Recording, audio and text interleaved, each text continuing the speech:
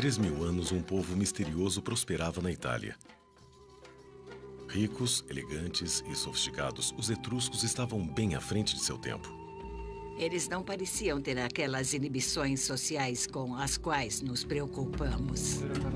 Eles adoravam banquetes e festas, beber e dançar. Os etruscos ensinaram os franceses, que na época eram os gauleses, a beber vinho. E diziam que suas mulheres entregavam-se ao amor livremente. Os gregos achavam que havia muita promiscuidade. Suas frotas de supernavios os transformavam em negociantes implacáveis. Eram guerreiros ferozes e sanguinários na batalha. As imagens etruscas presentes nas tumbas são cheias de sacrifícios de sangue. O ouro e a prata fizeram dos etruscos homens ricos, e eles esbanjavam essa riqueza em esportes espetaculares e em obras de arte fabulosas. Seu mundo parecia um paraíso, mas estava condenado. Os sacerdotes etruscos previram que sua civilização duraria apenas 1000 anos.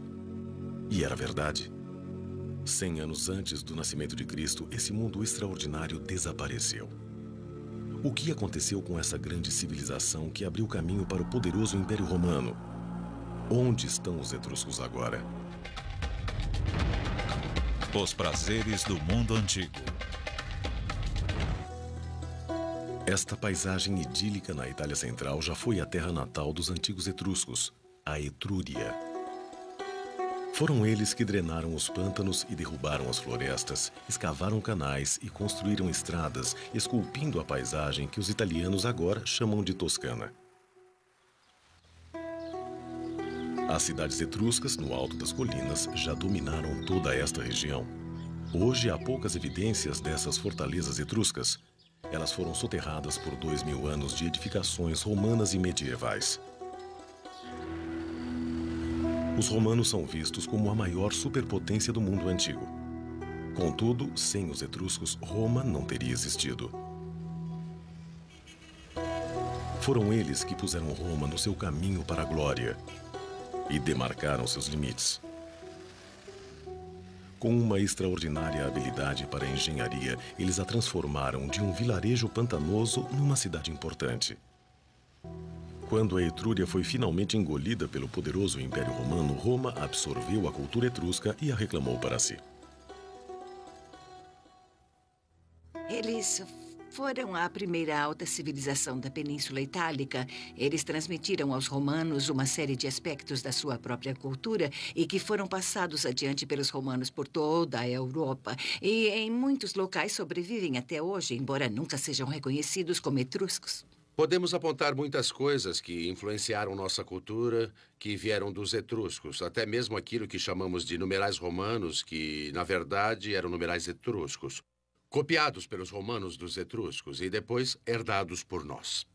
Jamais saberemos o quanto de nós realmente é etrusco.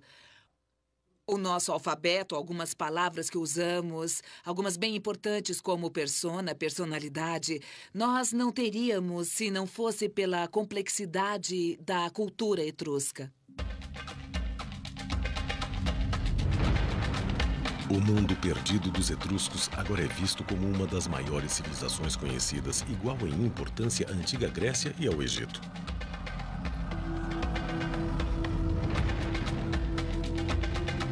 Sua cultura emergiu há somente 3000 anos na Itália Central.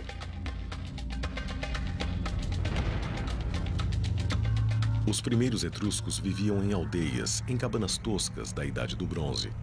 Eles exploraram o solo rico da Etrúria, as vastas florestas e os mares férteis, domando o mundo natural à sua volta. Com armas de bronze, eles abriram caminho à força, dominando toda a região. O índice de desenvolvimento era espetacular. Os autores antigos os rotularam de recém-chegados exóticos e alegaram que eram estrangeiros do leste.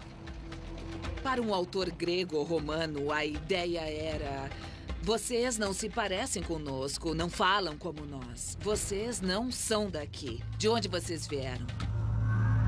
De onde os etruscos vieram ainda permanece um mistério.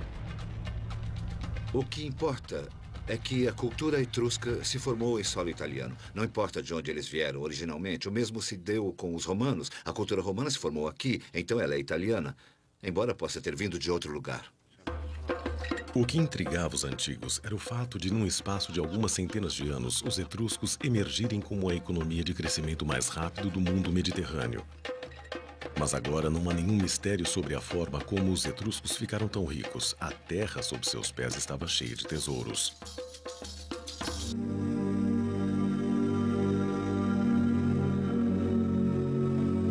Em 1980, o arqueólogo Giovanangelo Camporeale teve sorte.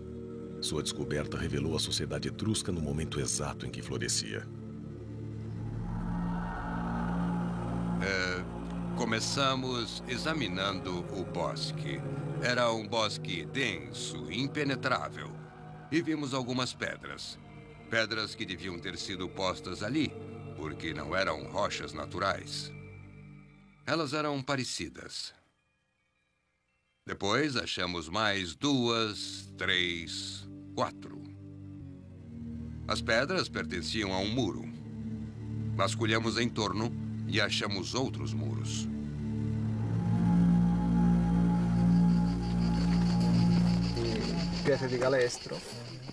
O professor havia se deparado com a mais completa cidade etrusca já encontrada. Abandonada de forma misteriosa, sem haver outra construção em cima, ela ficou milagrosamente preservada sob a densa floresta. Durante 20 anos, este local deu aos arqueólogos uma ideia de um mundo antigo. Tratava-se de um grande assentamento, 2 vilas imponentes cercadas por um complexo de casas menores. Uma vila em particular constituiu-se numa rica fonte de achados. Foram encontrados pesos de pedras. Eles faziam parte de um tear manual, provavelmente usado pelos escravos da casa para afiar a lã fina para as roupas de inverno.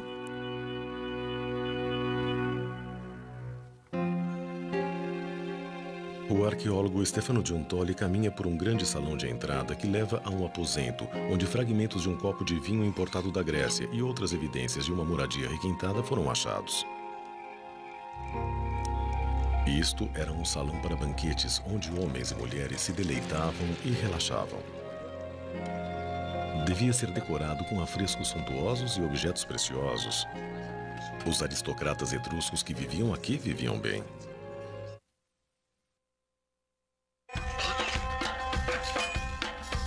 Esta era uma cidade em desenvolvimento, construída ao redor de uma rede de minas de metais preciosos que pertenciam a famílias etruscas ricas. Foi assim que os etruscos enriqueceram tão depressa. Foi aqui que eles literalmente tiraram sua fortuna da terra. Eles tinham depósitos minerais enormes, os maiores depósitos de prata da Europa, depósitos de cobre e provavelmente de estanho e de ferro também. Essa riqueza de materiais e talvez de outras matérias-primas se manifesta através da grande explosão da sociedade etrusca por volta de 700 e 600 a.C. As cidades são construídas e a elite etrusca se torna cada vez mais rica.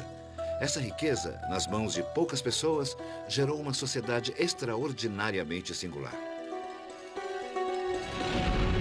Por toda a Etrúria, as minas bancavam a economia. Enquanto Roma ainda era um grupo de vilarejos, os etruscos injetavam dinheiro na construção de cidades fabulosas no alto das colinas. Até 25.000 pessoas viviam e trabalhavam nessas cidades-estado independentes, populações enormes para o mundo antigo. Na antiga Etrúria, as senhoras ricas e bem vestidas, acompanhadas por servos, caminhavam pelas ruas pavimentadas da cidade. Havia arquitetura em pedra, pontes, e devia haver um saneamento melhor que o das cidades vizinhas por causa da engenharia. Foi a extraordinária habilidade técnica dos etruscos que viabilizou suas grandes cidades. Como as cidades modernas, elas foram construídas em setores, com água corrente e sistema de esgoto. Sob a atual Orvieto, grandes tanques d'água que foram escavados à mão há 2.500 anos ainda estão intactos. Com a mineração, os etruscos ficaram ricos, mas foram os desenvolvimentos técnicos que impulsionaram a Revolução Industrial. O metal que lhes proporcionou esse grande salto foi o ferro. Com a descoberta do ferro, eles puderam construir ferramentas que viabilizaram a agricultura intensiva. Por exemplo, o arado e o machado. E assim, mais terra foi cultivada. As árvores foram cortadas e a terra pôde produzir mais de uma colheita por ano. Eles começaram a produzir ferramentas de ferro para uso doméstico e, sem dúvida, tudo isso gerou uma autêntica revolução cultural. Apenas 500 anos após os etruscos terem emergido no século VI a.C., os chefes daquelas aldeias com cabanas toscas haviam se tornado aristocratas, proprietários de terras e minas.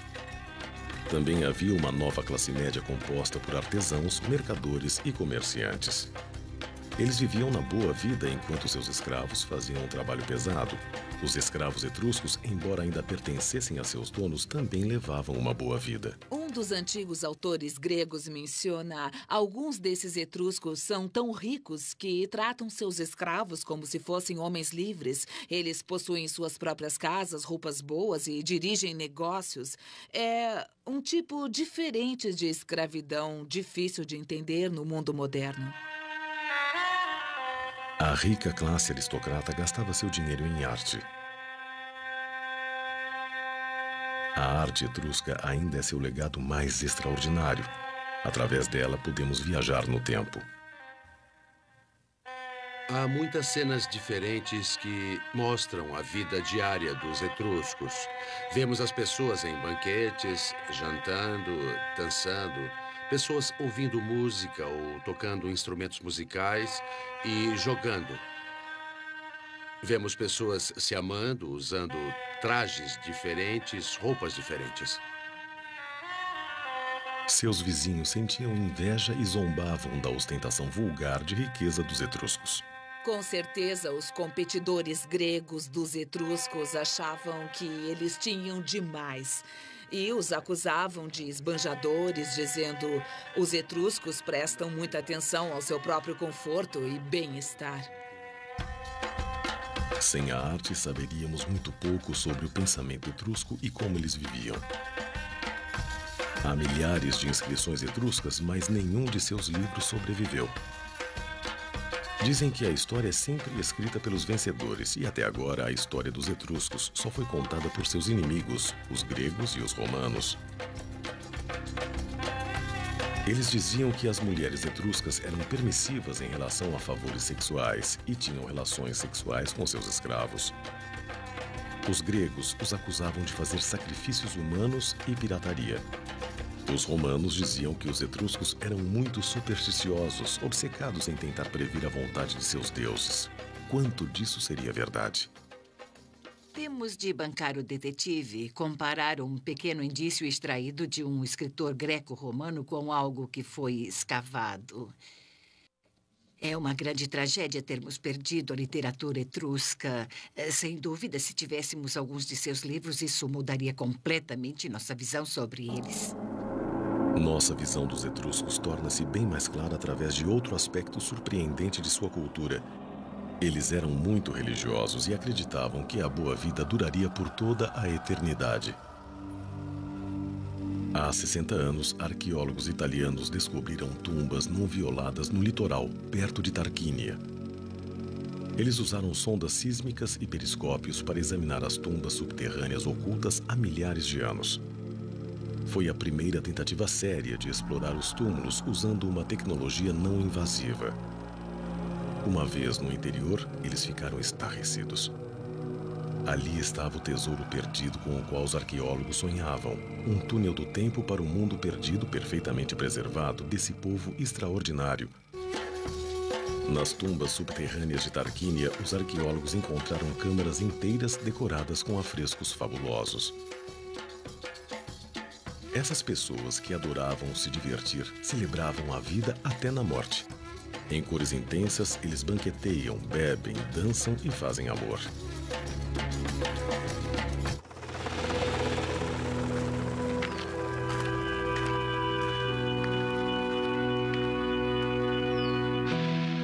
Os etruscos construíram grandes cidades para seus mortos. Cheias de tumbas elaboradas dispostas em setores com ruas e praças, elas refletiam as cidades dos vivos. Esta necrópole foi construída ao longo da antiga cidade de Cesare. Cada câmara mortuária familiar contém os ataúdes de gerações da nobreza etrusca.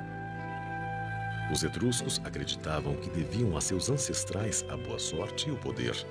Honrá-los era essencial. As tumbas aqui são casas em miniatura. Relevos em gesso nas paredes exibem cada objeto que o morto poderia necessitar na outra vida.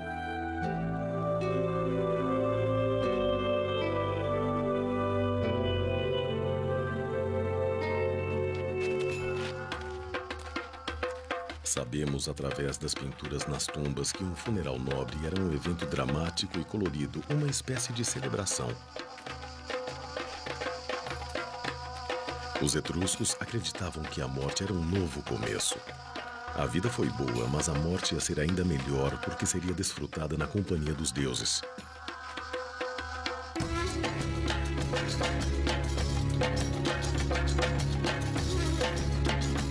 A obsessão desse povo com a vida após a morte e seus preparativos para ela nos deu a visão mais clara sobre seu mundo.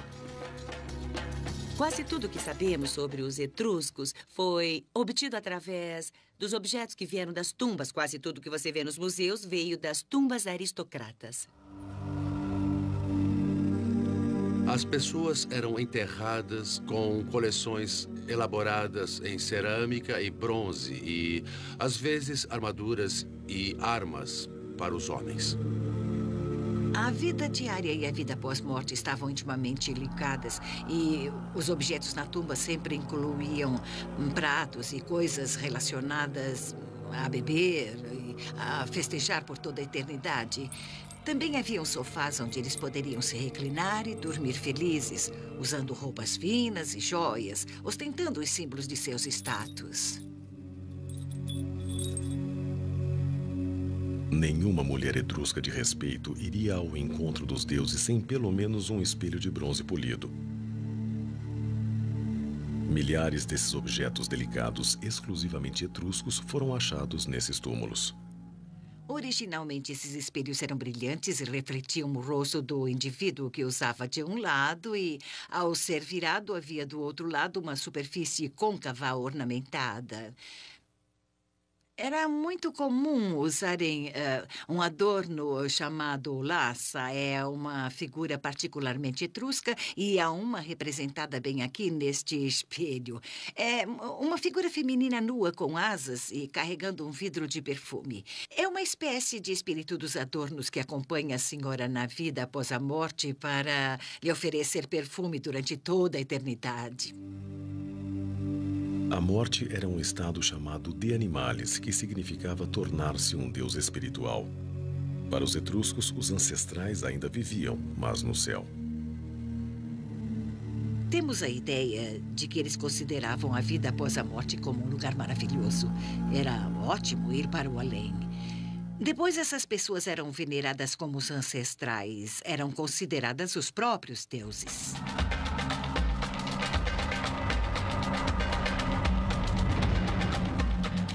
Os etruscos adoravam vários deuses, alguns violentos, outros sábios e amistosos.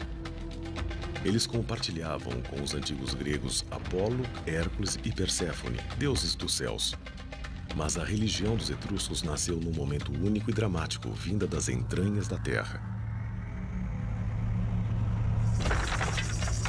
Os deuses enviaram um mensageiro chamado Tagis, um menino nascido da terra com o rosto de uma criança e a sabedoria de um ancião. Ele cantava canções misteriosas que só um nobre chamado Tarquon conseguia entender. Ao serem escritas, elas se tornaram a disciplina etrusca.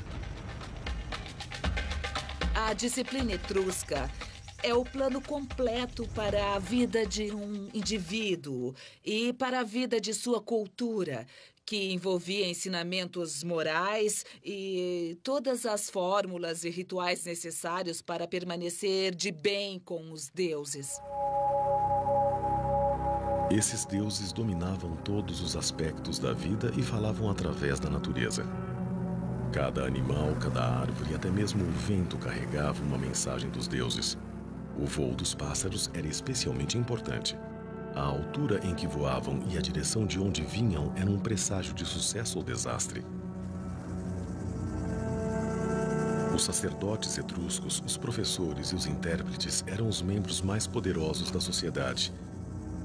Eles ensinavam que tudo no mundo estava dividido de acordo com a lei sagrada e somente eles poderiam decodificar a mensagem dos deuses. Um sacerdote etrusco, quando se preparava para ler a vontade dos deuses, marcava os pontos cardeais, norte, sul, leste e oeste, e depois observava o que acontecia no céu. O quadrante do céu, o setor onde aparecesse uma ave, um raio ou qualquer outra coisa, lhe diria qual deus era responsável por aquilo. Os deuses enviavam suas mensagens mais urgentes através de trovões e raios. Um manual secreto que só os sacerdotes possuíam explicava o significado das tempestades elétricas. Chamado de calendário brontoscópico, é um dos poucos textos etruscos que sobreviveram. É um documento completo para todos os dias do ano. Funciona perfeitamente. Se trovejar, você procura aquela data no livro. Muitas das mensagens nos parecem bem tediosas. Se trovejar hoje, a colheita de cevada será boa. E outras são bem racistas. No dia 19 de agosto, por exemplo, se trovejar, as mulheres e os escravos terão coragem de cometer assassinatos. Os etruscos não se arriscavam a tomar decisões sem antes consultar os sacerdotes para que lessem os presságios e previssem o que os deuses podiam achar. Eles eram considerados muito supersticiosos e os romanos diziam que eram o povo mais supersticioso de todos porque eles eram realmente obcecados por entender a vontade dos deuses. Esta era uma preocupação muito especial dos etruscos, saber o que os deuses queriam, o que os deuses pensavam, se ficariam zangados, qual vai ser o resultado se eu irritar os deuses. Os viajantes antigos que conheceram os etruscos ficavam fascinados com sua religião e assombrados com a habilidade dos sacerdotes em prever o futuro. Os romanos chegaram a empregar sacerdotes etruscos como conselheiros. O sacrifício ritualizado de sangue era um elemento essencial no repertório de um sacerdote. Mensagens celestiais eram lidas nas entranhas de animais recém-abatidos. O fígado era considerado o órgão que tinha o poder de transmitir mensagens dos deuses. A arte de prever através da interpretação do fígado era tão desenvolvida quanto a leitura dos céus. Os sacerdotes analisavam os fígados, adivinhando através de marcas ou manchas a escrita dos deuses. Este modelo de fígado foi encontrado no túmulo de um sacerdote. Provavelmente foi usado para ensinar os novos sacerdotes a interpretar a vontade dos deuses. Linhas limites separam as esferas de cada divindade, dizendo ao sacerdote quem está falando. As leituras e as previsões aconteciam nos templos etruscos que dominavam a paisagem. Este templo era o centro de comando. Daqui, os sacerdotes examinavam os céus, executavam os sacrifícios e depois traduziam a vontade dos deuses para cada aspecto da vida, grande ou pequeno.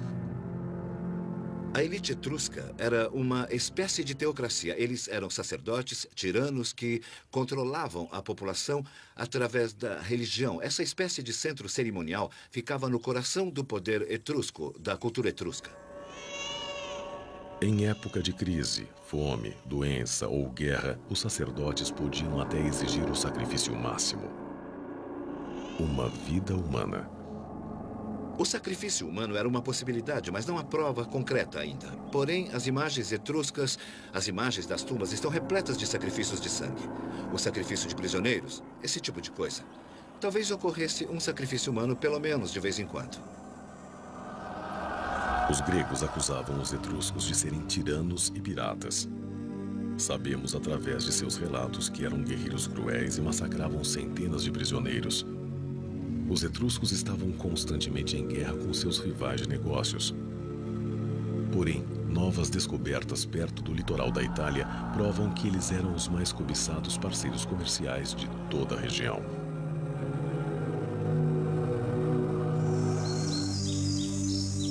Os etruscos logo se tornaram a força comercial mais poderosa do Mediterrâneo. Eles tinham a matéria-prima que todos queriam, metais raros. Primeiro, eles foram cortejados pelos fenícios do leste. Depois, chegaram os gregos. Eles tinham os depósitos de minerais que os gregos queriam, e os gregos vieram do leste, se aproximando ao máximo dos etruscos. Eles os atraíam como um imã. No século VIII a.C., os comerciantes da Grécia se uniram a outros do leste, criando um entreposto comercial na ilha de Pitecússai. Convinha aos etruscos manter seus parceiros comerciais afastados. Os etruscos eram fortes, tanto na terra quanto no mar. Sua grandeza lhes dava poder. Eles impediram os gregos de se instalarem em território etrusco, o que revela algo sobre sua força militar. Deixavam claro que negociariam com você, mas não lhe dariam sua preciosa terra. Os metais atraíram os gregos a Pitecússai, mas o comércio não era unilateral. Os etruscos adoravam tudo que era novo e exótico. Em troca dos recursos naturais da Itália, os etruscos recebiam uma riqueza de produtos alimentares, vinho, azeite de oliva, que eles logo aprenderam a cultivar e a produzir. Os etruscos gostaram do negócio de cultivar uvas e beber vinho em grande escala. Originalmente uma ideia grega, em pouco tempo eles faziam um vinho melhor e exportavam tonéis dele para a França. Pode-se dizer que os etruscos ensinaram os franceses, que na época eram os gauleses, a beber vinho. Escavações feitas em La Ciotat, perto de Nice, no sul da França, desenterraram um forte etrusco com uma rede de depósitos capazes de guardar grandes carregamentos de vinho. Os comerciantes etruscos transformaram o negócio de exportar vinho por mar numa verdadeira arte. Eles apresentaram aos franceses um modo de vida inteiramente novo.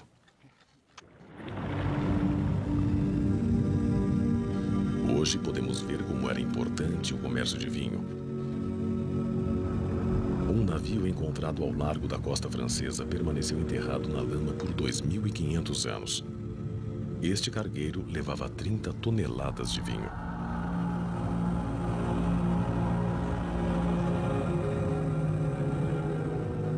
Como e por que esse navio afundou é um mistério. Pode ter sido mau tempo, mas estes mares eram famosos por causa dos piratas e um navio carregado era um alvo fácil. Os etruscos tiveram uma solução engenhosa. A estratégia mais segura para qualquer navio de carga era a velocidade. Os engenheiros etruscos projetaram um navio que podia superar qualquer embarcação construída pelos rivais. Seu novo design revolucionou a construção naval. Ele era único. O que os destacava de seus competidores gregos era o tipo de mastro. Eles usavam uma vela mestre gigante, um tipo de vela quadrada, mas acrescentaram outro mastro, com vela na frente, que permitia uma navegação mais rápida e talvez manobras melhores no mar profundo. Com o tempo, os cargueiros etruscos foram adotados pelos romanos, estabelecendo o padrão para os navios modernos. Passados para trás na corrida pelo domínio das rotas comerciais marítimas, os gregos menosprezaram o conhecimento dos etruscos. Os gregos tinham interesse em classificar os etruscos como os bárbaros, como piratas, quando, na verdade, os etruscos faziam exatamente o que os gregos também faziam. Os etruscos e os gregos continuaram a negociar, sem ligar para as opiniões mútuas. Nenhuma casa rica na Etrúria era completa sem a bela cerâmica ornamental feita pelos gregos. Aliás, foram achados tantos vasos gregos na Etrúria que foram considerados como sendo etruscos. No centro de comércio em Pitecússai não se comercializava apenas objetos de luxo, também se trocava ideias. Uma grande e nova ideia foi o alfabeto. Os etruscos foram um dos primeiros povos da Itália a adquirir o alfabeto. Eles o receberam de colonizadores gregos. A língua em si é uma questão separada. O alfabeto, na qual foi escrita, foi emprestado dos gregos pelos etruscos e imediatamente modificado por sons que eles conseguiam produzir e os gregos não, e vice-versa. E esse alfabeto fez parte do legado que eles transmitiram aos romanos. Depois, os comerciantes etruscos descobriram um paraíso incrível a leste do Mediterrâneo e da terra da Assíria. Os artistas locais ficaram inspirados e introduziram os novos designs na sua própria arte. Os leões não pertencem à Itália, mas foram definitivamente adotados pelos etruscos. Eles são consumidores, recebendo todos esses produtos, mas da noite para o dia, seus próprios artistas os integram a um estilo crescente de arte nativa. Os etruscos absorviam as ideias artísticas de fora e rapidamente as superavam. Agora, essas obras de arte funcionam como registro da sociedade etrusca. Eles absorveram muitos elementos culturais dos gregos e um dos mais comuns foi o esporte. Nas pinturas das tumbas, vemos que eles tinham competições esportivas muito similares às dos gregos. Havia lançamento de disco, de dardo, boxe, luta livre. Os etruscos participavam desses jogos, de alguns deles só por divertimento. Mas eles também disputavam competições físicas mais violentas que envolviam homem contra animais e homem contra homem. Eles desenvolveram o ritual sangrento do combate entre gladiadores e o introduziram em Roma.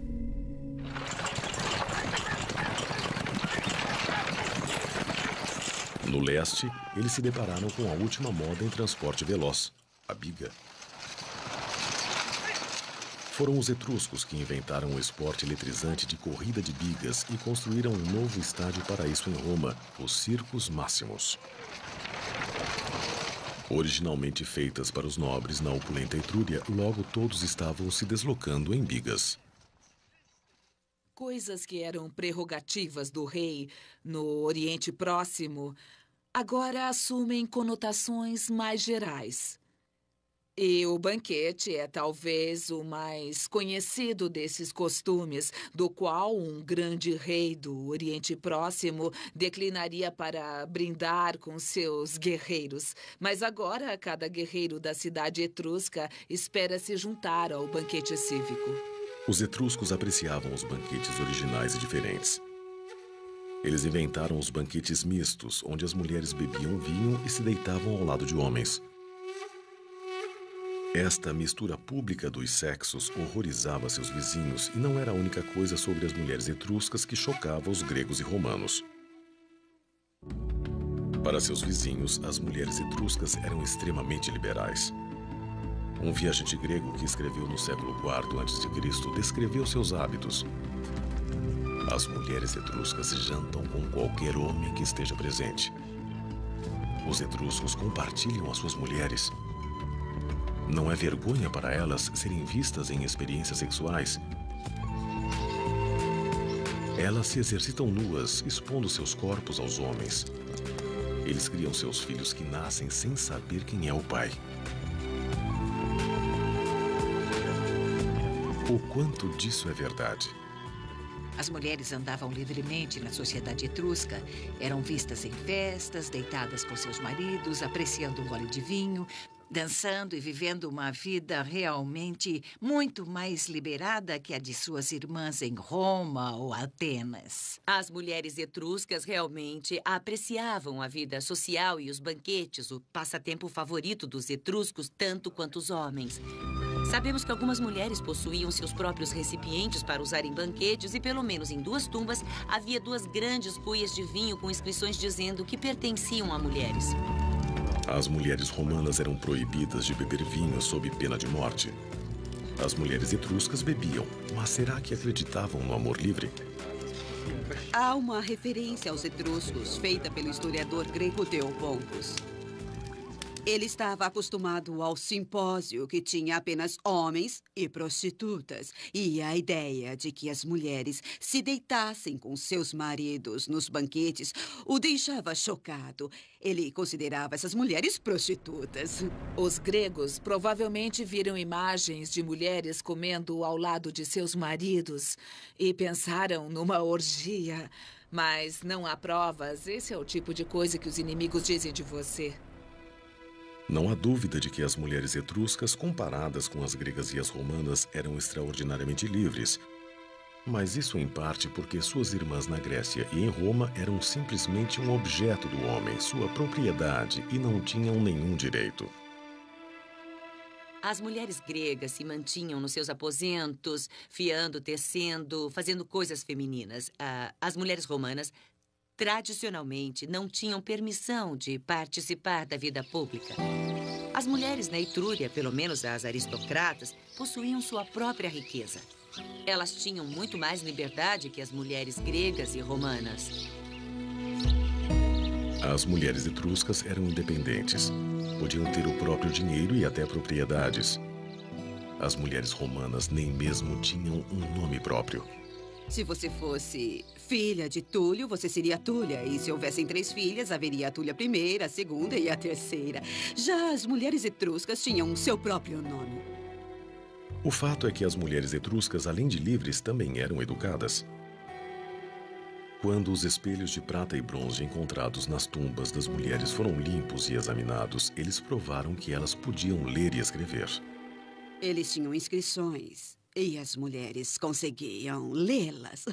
Não haveria sentido em escrever esses nomes de personagens mitológicos gregos se você não os conhecesse. Então, todas as mulheres aristocratas eram muito cultas. As mulheres etruscas levavam seus adorados espelhos ornamentados para a vida após a morte, assim como fez Seiante, uma mulher nobre que viveu no século III a.C. Agora, no Museu Britânico, seu sarcófago imponente, achado na sua própria tumba, sugere que ela era muito rica e muito importante. Quando seu rosto foi reconstruído cientificamente, descobriu-se que a imagem em sua tumba possuía uma semelhança apurada. Isso mostra que os etruscos estavam bem à frente dos romanos e dos gregos. Este é o primeiro retrato comprovado da Antiguidade Clássica. Mas havia uma discrepância estranha. Embora devesse ter 50 anos quando morreu, o artista a retratou como uma mulher bem mais jovem. Talvez ele a tenha conhecido. Ou será que esta rica mulher encomendou a efígie para seu ataúde anos antes de sua morte? Quando seu esqueleto foi exposto e radiografado, houve outra revelação que certamente deve ter assombrado os gregos. Uma das coisas mais notáveis sobre Seiante era o fato de ser uma amazona. E esta é a única evidência que temos sobre mulheres etruscas montando a cavalo. Nós sabemos que ela cavalgava devido à forte musculatura que tinha em certas partes do esqueleto, como as coxas e a parte de baixo das costas. Ela passou boa parte da vida cavalgando e não confinada aos aposentos das mulheres, assim como as gregas e as romanas. Mas até que ponto ia essa liberdade? E as acusações de que as mulheres etruscas gostavam do amor livre, mantinham relações com escravos e de que nenhuma criança etrusca sabia quem era o pai? A sociedade etrusca era aristocrata e a unidade da sociedade era formada pelo casal.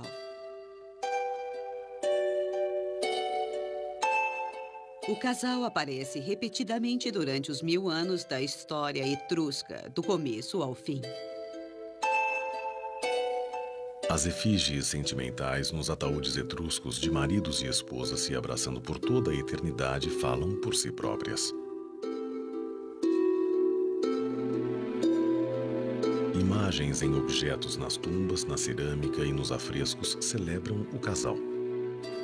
Será que os etruscos, que gastavam tanto dinheiro e energia honrando seus ancestrais, não se importariam em saber quem era o pai de seus filhos?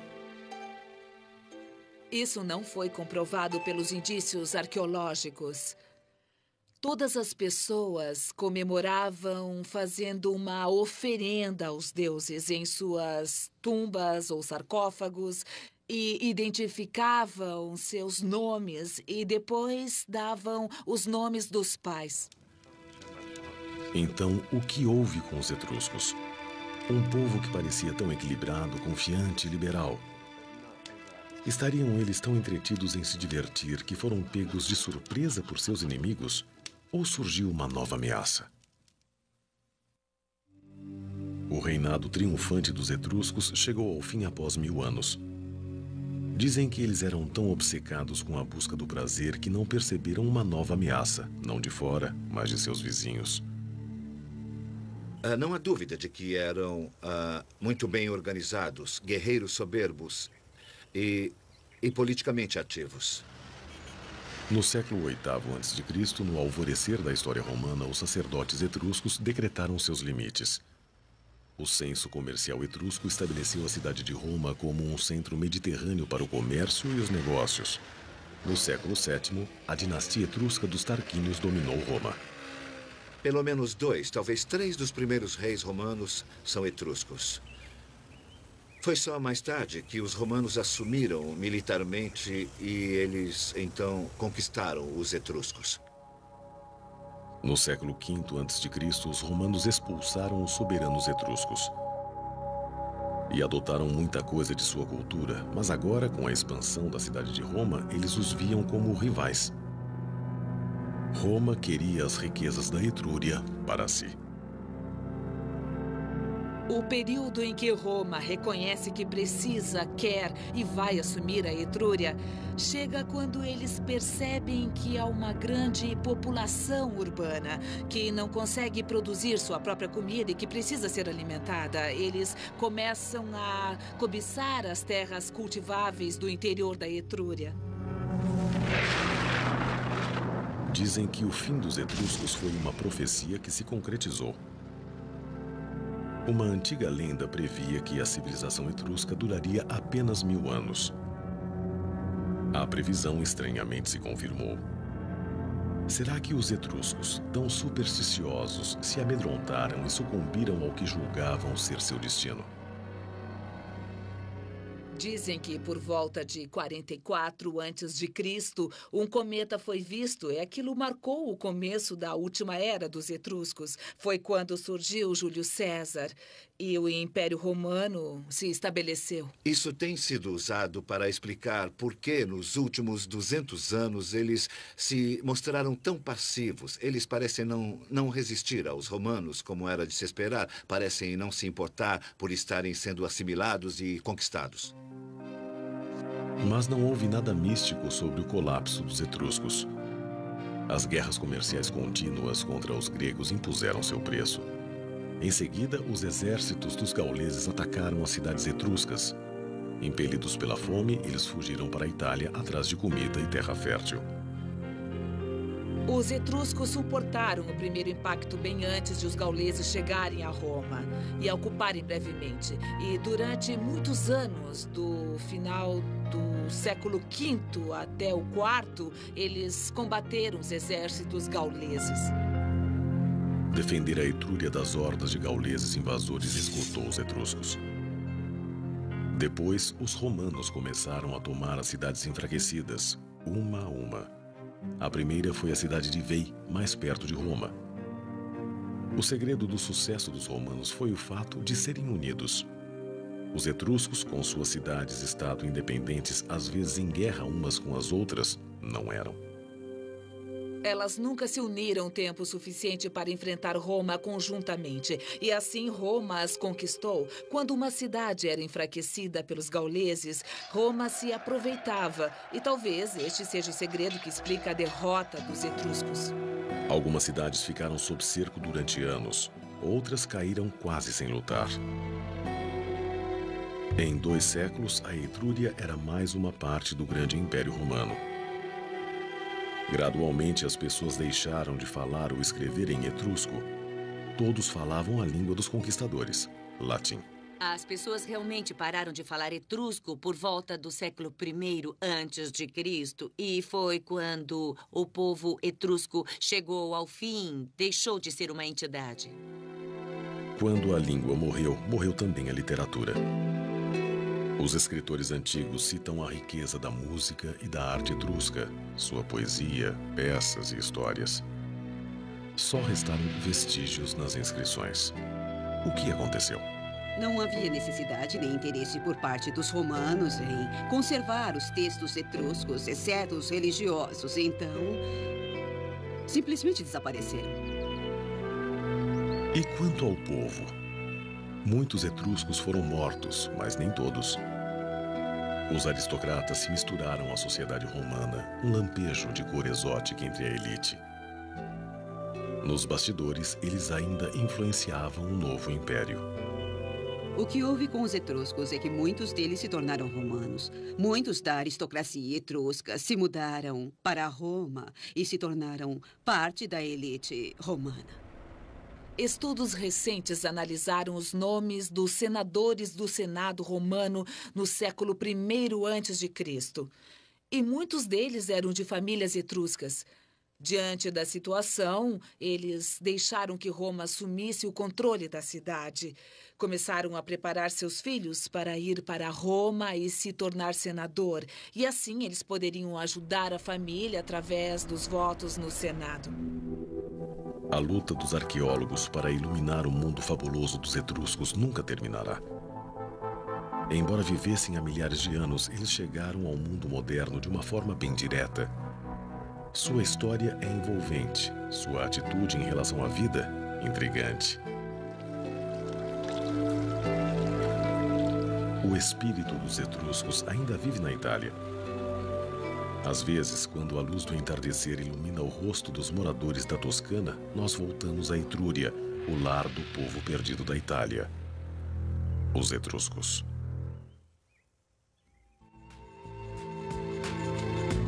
Versão brasileira, DPN Santos.